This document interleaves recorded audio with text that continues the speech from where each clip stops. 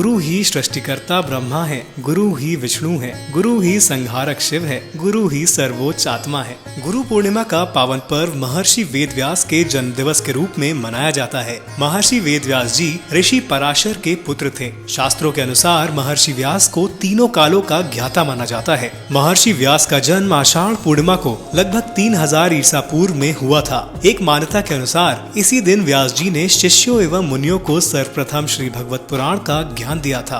हमारे भारत को विश्व गुरु माना जाता है। यहाँ गुरु शिष्य परंपरा युगों से चली आ रही है। गुरु वेद व्यास, द्रोण, शंकराचार्य, बुद्ध, महावीर, गुरु नानक और गुरु गोविंद जैसे महान जगत गुरुओं ने इस धरती पर जन्म लिया है। हमारी इसी परंपरा के परिपालन में आषाढ़ पूर्णिमा को शिष्य अपने गुरु जी का पूजन कर उन्हें सम्मानित करते हैं। गुरु पूर्णिमा का उत्सव देश भर में अपार श्रद्धा भाव के साथ मनाया जाता है। ये पर्व मात्र एक परंपरा का निर्वहन नहीं है, ये एक अतुलनीय यात्रा है जहाँ गुरु अपने शिष्य को दृश्य से अदृश्य तक, भौतिक से परमात्मा तक, पंचांग से अनंत की ओर ले जाता है। गुरु शिव के 3 नेत्र हैं, विष्णु उनकी 4 भुजाएं हैं, ब्रह्मा उनके 4 मस्तक हैं। वह स्वयं मानव रूप में शिव है। गुरु से श्रेष्ठ कोई देवता नहीं है। गुरु की कृपा से अधिक कोई लाभ नहीं है। गुरु पर ध्यान से अधिक कोई अवस्था नहीं है।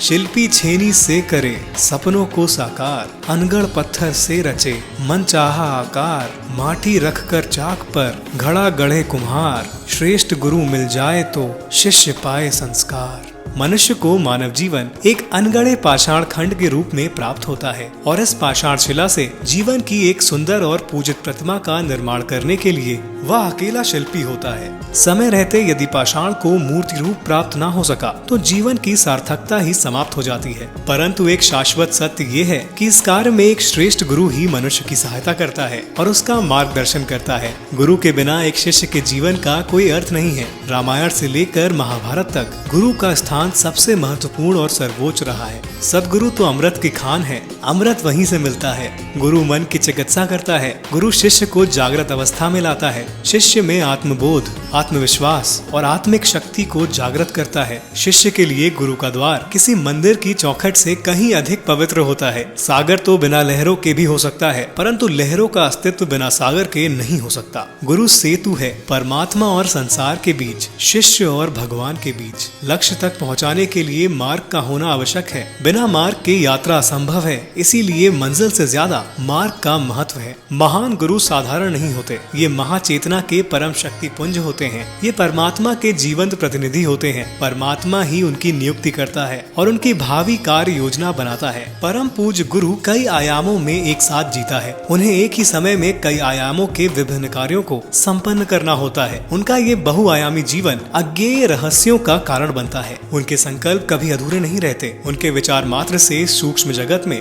हलचल मच जाती है और अमूर्त तत्क्षण प्रत्यक्ष होने लगता है। उनके विचार ही कर्म बनते हैं। उनके विचारों में उनकी तपस्या की ऊर्जा धारा बह निकलती है, अतः उनके सोचने मात्र से ही सब कुछ हो जाता है। उनके आशीर्वाद से जन कल्याण हो जाता है। भगवान श्री राम 14 कलाओं से युक्त थे, फिर भी वशिष्ठ जी को गुरु बनाना पड़ा। गुरु ग्रह पढ़न गए रघुराई, अल्प काल विद्या सब आई।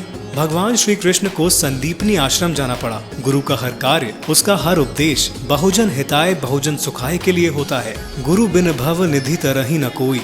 गुरु पूर्णिमा वर्षा ऋतु के प्रारंभ में आती है। इस दिन से 4 मास तक परिव्राजक साधु संत एक ही स्थान पर रहकर ज्ञान की गंगा बहाते हैं। ये 4 मास मौसम की दृष्टि से भी सर्वश्रेष्ठ होते हैं। न अधिक गर्मी न अधिक सर्दी, इसलिए अध्ययन के लिए उपयुक्त माने गए हैं। जैसे सूर्य के ताप से तप्त धरती को वर्षा से शीतलता एवं अन्न उत्पादन की शक्ति मिलती है, वैसे ही गुरु चरणों में उपस्थित साधकों को ज्ञान, शांति, भक्ति और योग प्राप्त करने की शक्ति मिलती है। भारत समन्वय परिवार की ओर से महान गुरु वेदव्यास जी, जिन्होंने ब्रह्म सूत्र, महाभारत, श्रीमद् भागवत, 4 वेद और 18 पुराणों की रचना कर मानवता को परिभाषित किया और संपूर्ण विश्व में भारतीय सनातन संस्कृति को गौरवान्वित और प्रतिष्ठापित किया, उनके श्री चरणों में शत शत नमन। हमारा प्रयास और संकल्प है कि गुरु पूर्णिमा के पर्व की मूल भावना को जन जन तक प्रेषित करें। इस पर्व की महत्ता को अमरता प्रदान करने के लक्ष्य की प्राप्ति में सहायक हो।